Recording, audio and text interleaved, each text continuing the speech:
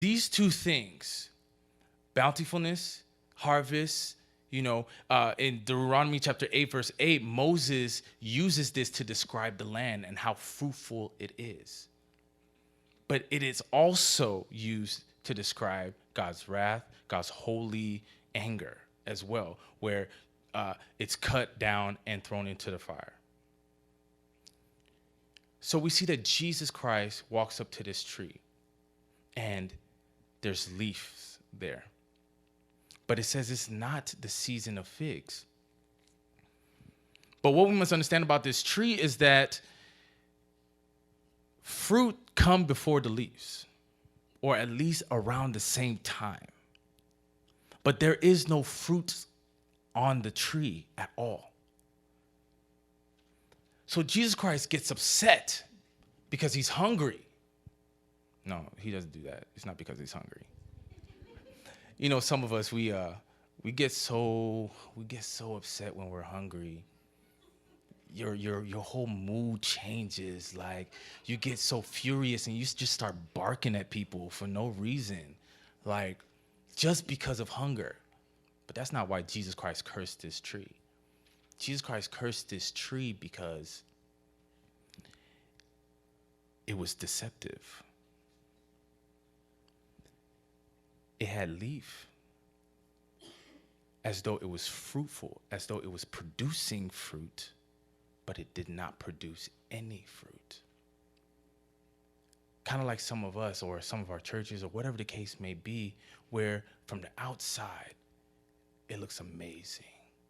Even in our walk, even us, we look amazing on the outside, like we're good, wholesome men of God, good, wholesome women of God. But then when somebody gets close enough to you, we see that there is no fruit. You're fruitless. You have nothing. You've produced nothing. Nothing. So Jesus Christ walks up to this tree, and there's nothing. And he curses it. Following that, he goes into the temple, and he's just raging. He's flipping tables. He's kicking people. Well, some gospels say he has whips and he's whipping them.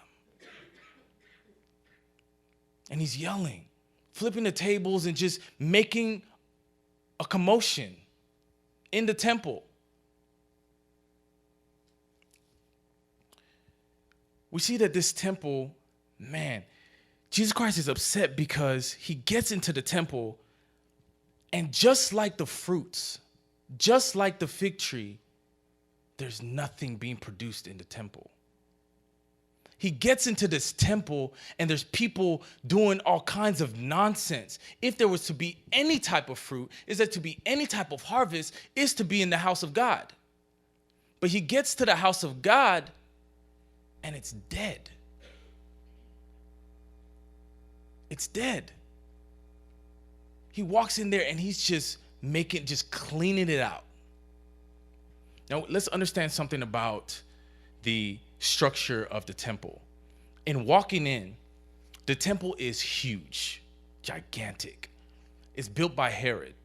Now, compared to the Temple of Solomon, it's in no comparison whatsoever. It's like a small mom and pop shop compared to Home Depot. Like, it is huge. Once you get in, the inner courts is 5 football fields long. And there's all kinds of people there from different nations. And then the other court, the inner court, is the court of women. Then the next one is the court of Israel, where we see the good, law-abiding, circumcised Jewish men there. And then after that is the holies of holies, where the presence of God dwells. The only person that is supposed to have the authority to enter there is the priest. The priest alone. And when the priest enters, They have to tie like a string or a rope or a bell or something to him. So when he enters, if the presence of God is too much, that he cannot handle it and dies, they can pull him out. So we see that Christ is completely furious. Like, he's so upset. He goes in there and he makes this statement. Is it not written that my house shall be called a house of prayer for all the nations? But you have made it a den of robbers. Made it a den of robbers.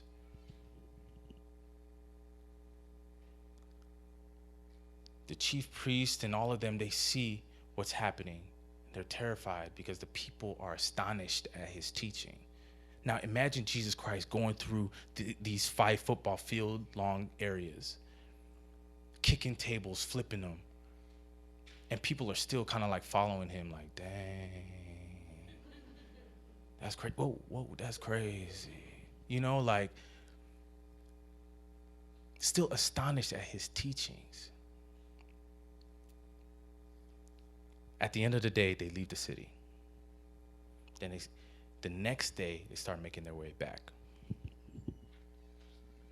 As they passed in the morning, they see the fig tree again. And Peter remembered what had happened. He said, Rabbi, look, the fig tree that you cursed has withered. And Jesus Christ answered, have faith in God. What? What does that mean? That tree that you cursed the other day, it's withered and is dead. And Jesus Christ responds, have faith in God. What? I don't understand. Explain, please. He goes on, he says, truly I say to you, whosoever says to a mountain, be taken up and thrown into the sea, and does not doubt it in his heart, but believes that what he says will come to pass, it will be done unto him. Therefore I tell to you, whatever you ask in prayer, believe that you have received it, and it will be yours. Believe that you have received it, and it will be yours. Man, what does that have to do with anything? The tree had withered and died. Now, yes, this is a depiction of, man, being fruitful. Yes, you got to be fruitful. Don't, just act or play the role or whatever the case may be. But this is also prayer. This is also a lesson on faith. Jesus Christ says, have faith. Whatever you speak, no matter what it is, if you believe it, in your heart, it will come to pass. Having that faith, the first things he says is have faith in God. We had a Bible study on Saturday with the volunteers. Now, we were reading in the book of Philippians, the last chapter, and Benny asked a question about prayer.